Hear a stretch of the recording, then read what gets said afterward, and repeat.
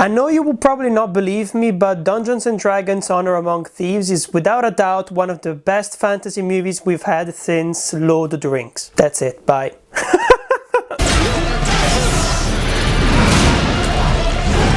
Now is your time to die. Holy Jesus. What is that? What the fuck is that?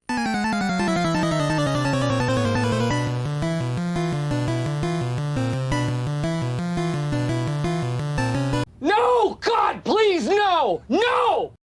Welcome back to Torn Apart. I was not 100% sure that I actually had interesting things to say about this movie, but then I started thinking about the fantasy genre and how it expresses itself through different mediums, so novels, TV shows, games, and of course movies, so blockbusters. And I started realizing that we haven't had a good fantasy movie in a really, really long time.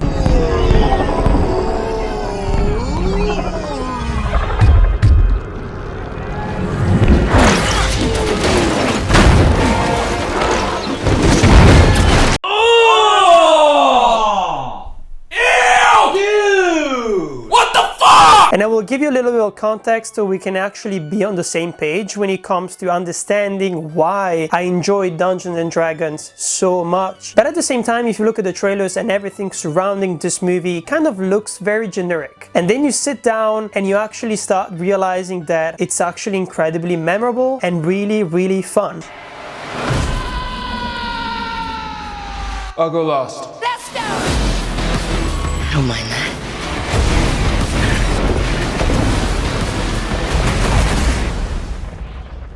He missed. No, that's not good.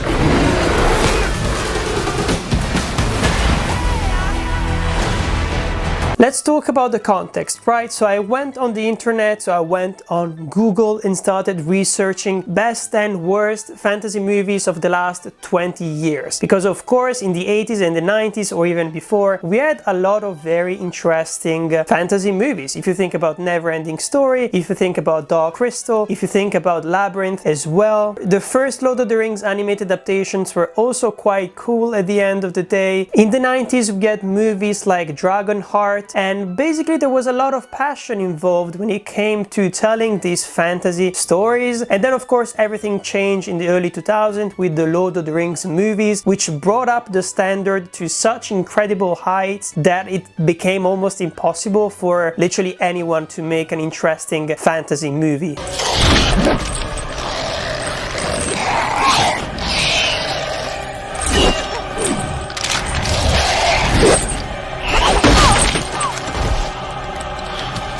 And that kind of played as the rule for such a long time until the fantasy genre moved to video games, but also to the TV series. If you look at the TV series, we have a lot of things these days. We have Game of Thrones, of course. Now we have also House of the Dragon. We got The Witcher, Wheel of Time, and then we've got subgenres of the high fantasy genre with things like Shadow and Bone, for example, which are aimed at a more teenager / young adult audience. And if you try to bring it back to the movies, I was like, why can I not think of another franchise besides Lord of the Rings for the early 2000s, or even for the 2010, or even for the last 10 years just in general. Oh God, Maury, don't take the sword! Oh, I'm shocked you're against something, Rick. You know these guys? I know how they're dressed and how boring this sounds. You take that sword, you're gonna get sucked into a whole complicated... Oh, shit! So I had to Google that shit. And I was like, Oz the Great and the Powerful, Jack and the Giant Slayer, Snow White and the Huntsman, and the sequel as well, World of Warcraft. What the fuck is going on? Yeah, we literally haven't had a single good high fantasy movie in a really, really long time. And I cannot count the Hobbit movies because those were so incredibly flawed in so many different ways. But if we compare it at the standard, I mean, even the Hobbit movies are better than most of the other stuff that I cited right before, right? Down, down, down in Goblin.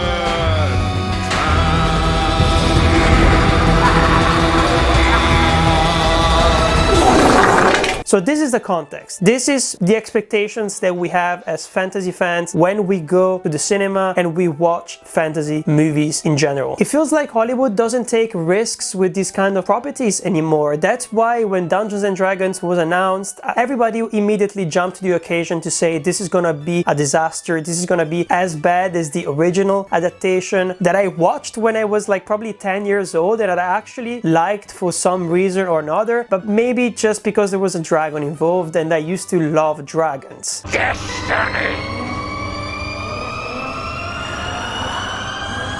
Come to me. Let their blood rain from the sky! But there was nothing salvageable in that movie, and it's kind of insane because the Dungeons and Dragons property / IP, there is so much stuff in it, and it feels like it should be the worst thing to adapt with a movie than the best thing to adapt with a TV series, but the result was actually the opposite. This movie here, even though it was throwing a lot of things at us, it didn't really feel like it was doing that just for nostalgia purposes because it wanted to create a lot of different hints for the fans of the game itself. It really felt like it was just trying to give you the context so you could understand how the magic system works, you could understand all the different governments, all the different countries that were fighting with each other, and all of the different factions that were involved in different rebellions and stuff like that. So the movie, while I was watching it, never felt like it was just giving me exposition for the sake of giving me exposition. Everything was actually really interesting, and at the end of the day, it felt quite fresh. What is it exactly that you bring to this? I'm a planner. I make plans. You've already made the plan, so... If the existing plan fails, I make a new plan. So you make plans that fail? No. He also plays the lute. Not relevant.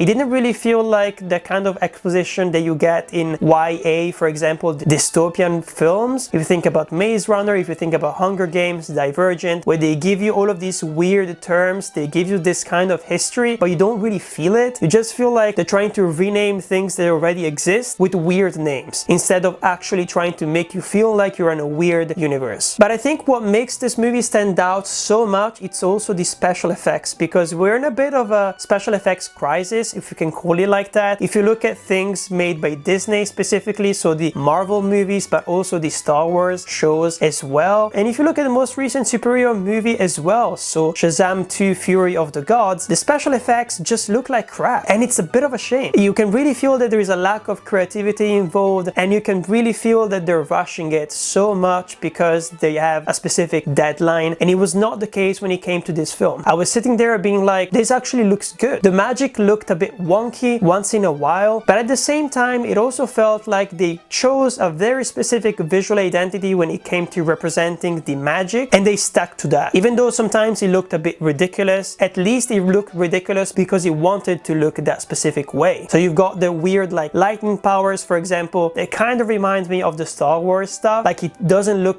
that impressive, but it looks fun and it looks like it belongs within this movie here. You want something?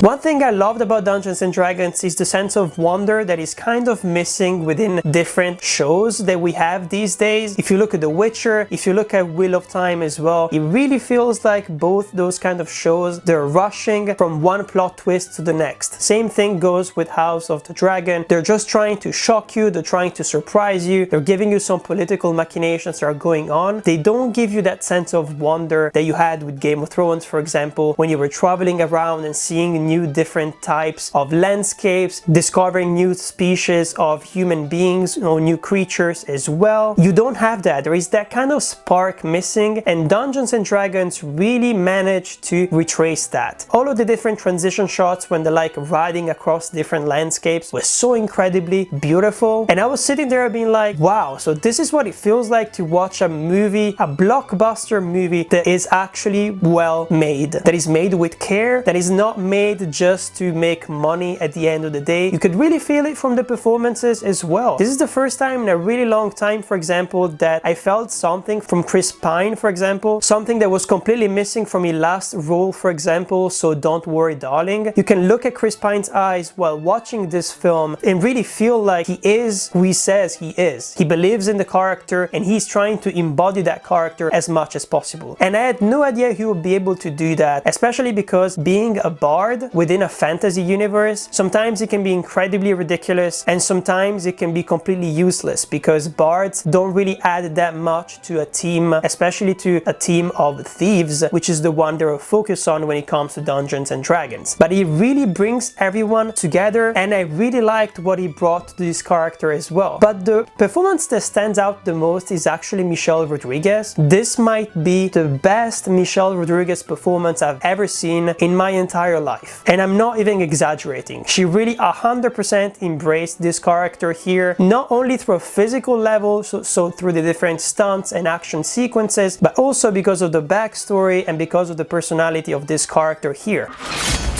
Okay, chop it off. Chop it off. Let's do it.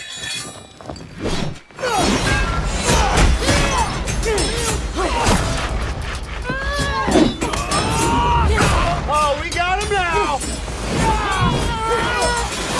You know what? I'm thinking there are probably sharper stairs somewhere else.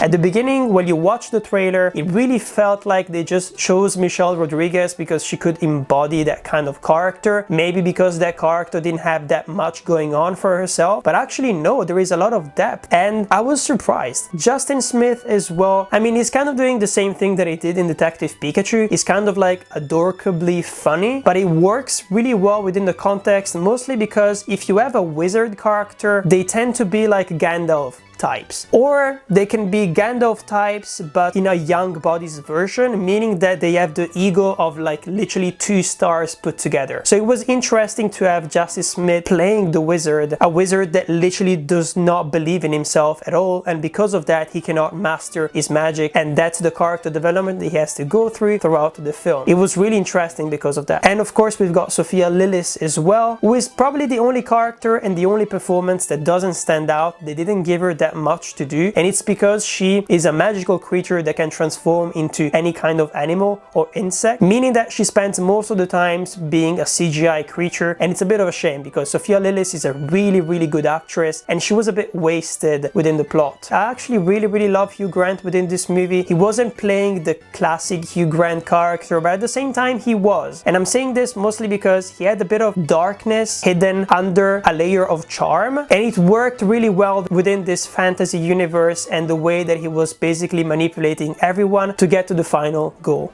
But there are 2 scenes which for me completely elevated this movie to, let's not call it like masterpiece level, but to really good memorable level, to the level that I want to buy this as soon as it comes out and rewatch it with my friends, for example. 2 scenes, and they're both in the final act, so spoiler alert, if you don't want to have spoilers about Dungeons and Dragons, skip to the end of the video where basically I will give you my conclusion thoughts. But basically, these 2 scenes, the first one has to do with the character development of Chris Pine character, where since the very beginning he's obsessed about wanting to save his wife, but he tries to sell that through his daughter, saying that he's trying to save her mother. But it's not the same thing, because basically he's making this choice to save his wife because of selfish reason, because he misses her, even though it is very clear that the daughter has never met basically and was never raised by her biological mother, and she doesn't really care that much about her, even though it's a really sad situation, of course. But what I'm talking about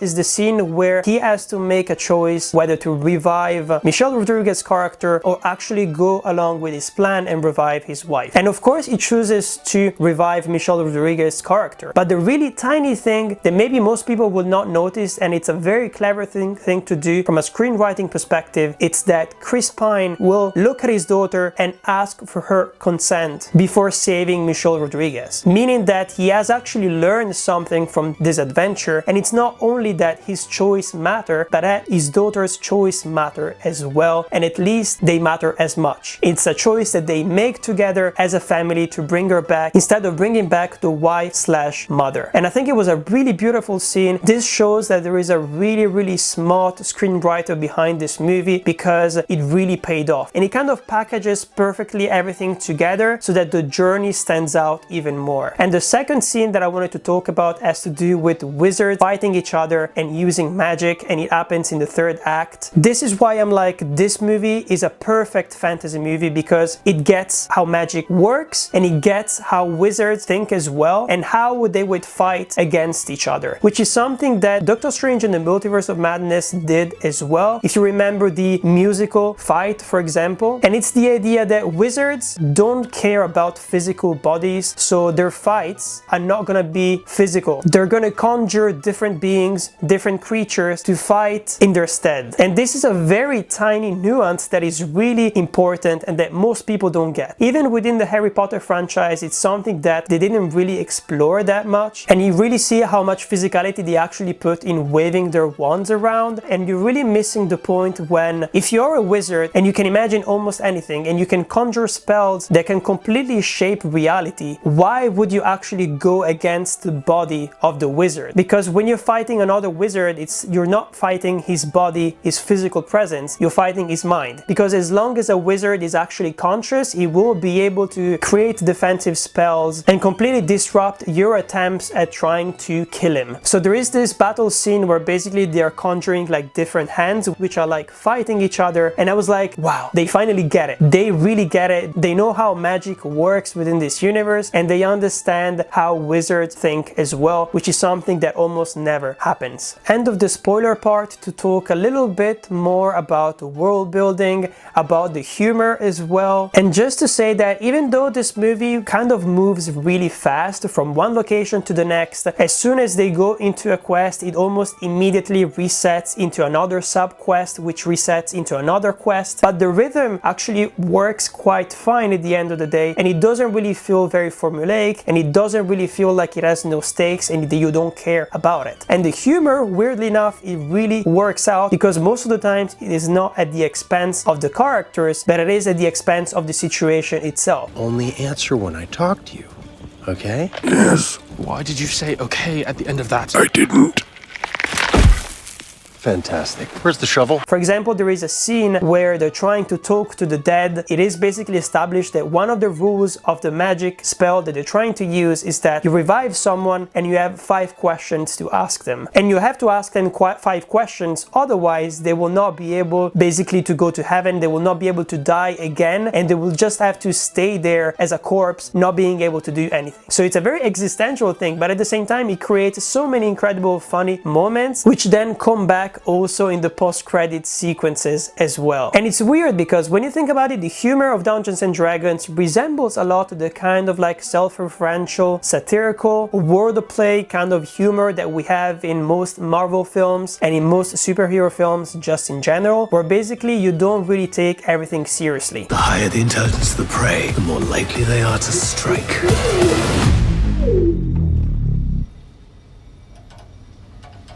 Well, that's a little hurtful. But this time around really works because they did the work to make you understand the universe and to make you identify with the characters themselves. And at the end of the day, they are kind of like bandits. They're not the most clever people on Earth, but they are really good at trying their best to achieve their quest or whatever they put their mind to. And if you think about it, a perfect opposite example of this, you can find it in the movie Thor: Love and Thunder, where this is the 4th movie in the Thor franchise, but we've also seen Thor in other Avengers movie, meaning that he's been through a lot of things and he's been through a lot of character development. So it makes no sense for him to find himself in the kind of situations that they wrote for him in that movie, where he basically acts like an idiot, he acts like everything is out of his league and that he's completely inept. And that's why the humor in that movie completely falls flat in contrast with Dungeons and Dragons, for example. It kind of reminds me of the Super Mario Bros. Movie as well. All of these characters are kind